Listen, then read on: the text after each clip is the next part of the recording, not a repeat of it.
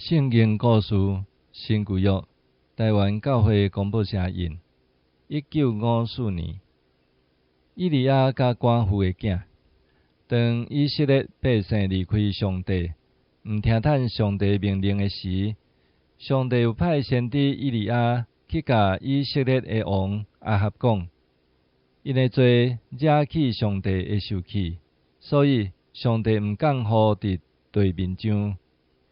伫遐，上帝早暗用乌鸦摕食物来互以利亚食，也互伊啉基立溪的水。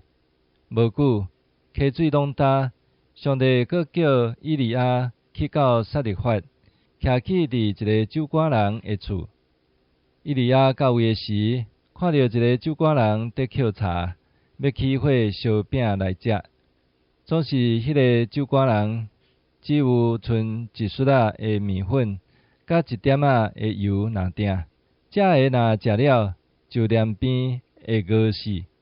所以以利亚叫伊将食物分伊的时，迄个酒馆人就将这个代志讲互以利亚听。这实在是真伤心的事。上帝敢毋知这个代志无补足因的欠亏吗？咱来听上帝借先知以利亚的喙，怎样对这个酒馆人讲？伊讲：桶内的面粉未减少，班内的油未了，到耶和华落雨的日。后来以利亚就去踮伫这个酒馆人的厝，过无偌久，酒馆人的囝死去，因拢非常伤心。以利亚就热心祈祷上帝，求上帝互这个囡仔阁活起来。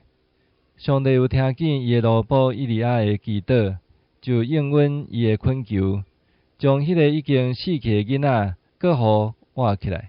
迄个酒馆人看到伊的囝阁活起来，是偌尼欢喜。这就是记载伫圣经的头一摆的阁活。